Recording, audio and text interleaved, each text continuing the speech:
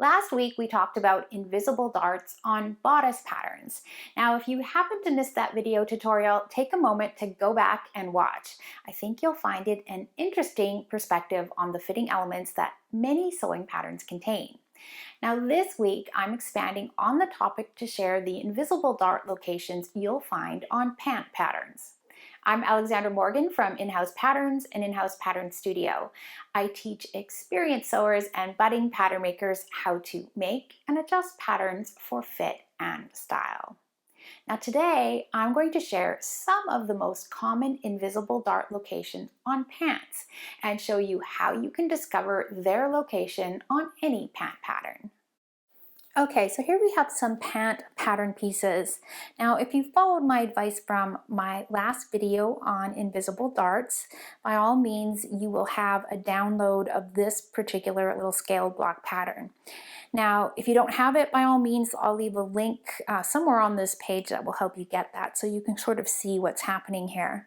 So all I've done here is set up my patterns in exactly the same manner as I did with the bodice patterns from the previous video. Now you want to make sure that if you don't have these horizontal balance lines on your pattern, which is likely if you're not using a pattern with these lines on it, you want to make sure that you set up your pattern so that either some notches around this hip line area are bumping up into each other and that your two grain lines, wherever they may be on your pattern, are parallel to each other. The whole idea of this is that you've got your pattern set up on its original drafting grid. This is what's going to reveal those invisible darts that we talked about.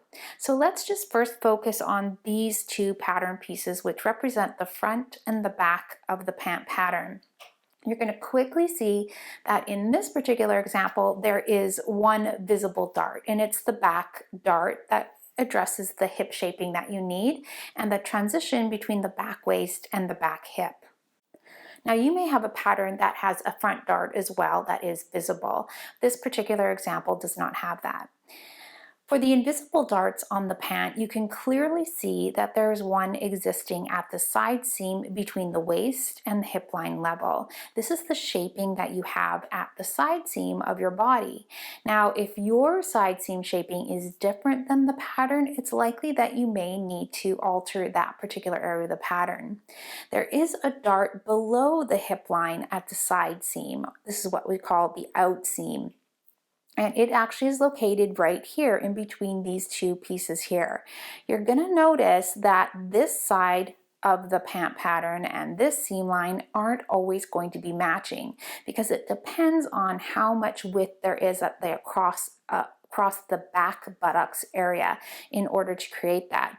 But these two seam lines must still match, even if you have that shaping there. But your dart is located here. That invisible dart is revealed here.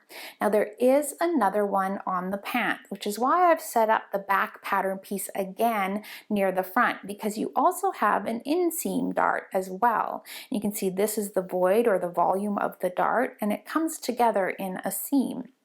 Now this shaping is also dependent on how much width you need across your buttocks area at the back. So this may vary based on what your needs are. Likely if you have a kind of a more flatter buttocks area, by all means this distance isn't going to be very large, and this might be less.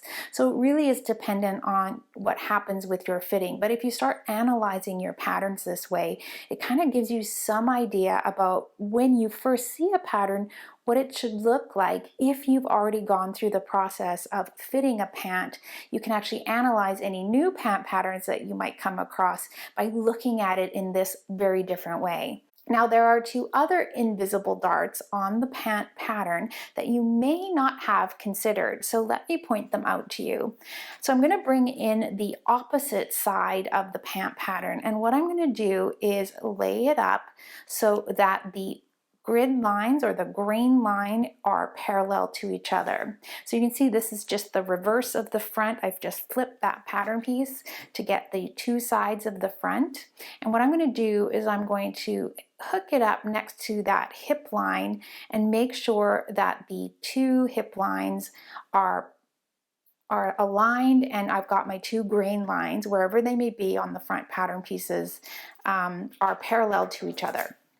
And I'm just going to secure that in place for the moment, because you can see here that this particular example is showing that there is a dart at center front. Now, this is something you may or may not need. So this is something really to pay attention to. If this is a dart, if you can consider this seam a dart to at least that hip line point, you can recognize if you are getting too much volume in your front crotch area here, it's likely that you don't need any or less dart volume here at the center front. So it may be that you may be able to extend your center front to a straight perpendicular line from your hip line or parallel to your grain line in order to eliminate that extra volume that might be coming up into your front crotch area. Now, the similar thing will happen at the back. So let's set up the back pattern piece in the same manner. So what we're going to do is we're going to hook up that hip line there, and we're going to make sure that it is aligned with the other side of the pattern. And you can see I'm just tilting it and pivoting it until those are aligned. You can also check this again by making sure that your two grain lines are parallel to each other. And I'm just going to secure that in place as well.